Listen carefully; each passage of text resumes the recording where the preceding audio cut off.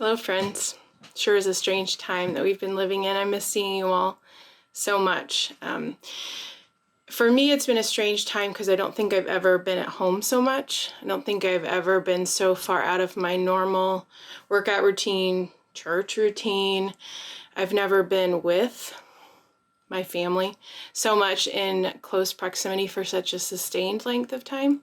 And I love them all very much, but we've never been in this situation. And so during the past few months, I feel like the verses that have continued to I keep circling back to are James chapter 4.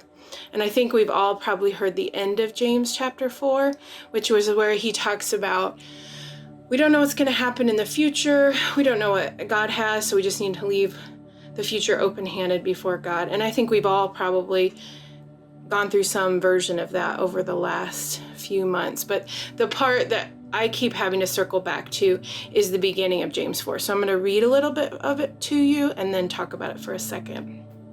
So here it is, James 4. What causes fights and quarrels among you? Don't they come from your desires that battle within you? You desire, but you do not have, so you kill. You covet, but you cannot get what you want, so you quarrel and fight. You do not have because you do not ask God. When you ask, you do not receive because you ask with wrong motives, that you may spend what you want on your pleasures. You adulterous people, don't you know that friendship with the world means enmity towards God? And then he keeps going. The first time I read this passage as part of my Bible study back in April, I was really struck by the pronouns of this passage. So in verses 1 through 2 alone, we see you, they, your, you.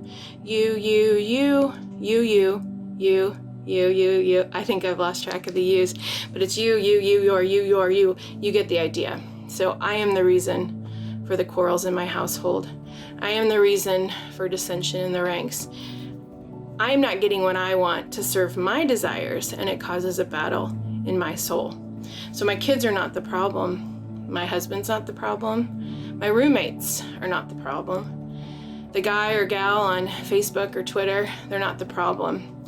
I'm the problem. My sin is the problem. And I've noticed that when my attitude is directed towards me and my desires, it causes dissension in my whole household. Because when I look at myself and I look at my needs first, that trickles down through to everyone else in my family. And when I look outside of my house, myself, and I see other people's needs, the entire demeanor of my household changes. So sometimes this idea is totally overwhelming to me, that all this relies on me and that I am the root of the problem. But thankfully, just a few verses later in James, he says this in verse 6. But he gives us more grace. That's why scripture says, God opposes the proud, but shows favor to the humble. So submit yourself then to God. Resist the devil and he will flee from you. Come near to God and he will come near to you. And then he says at the end, humble yourselves before the Lord and he will lift you up. So I know that I'm going to continue to struggle with me long after this is over and I go back to my normal routine. But I also know that the way of fixing me is to submit myself to the Lord, to humble myself before the Lord. And then he will lift me up. It's not up to us, friends. And I wish you well. Be well. Miss you. Bye.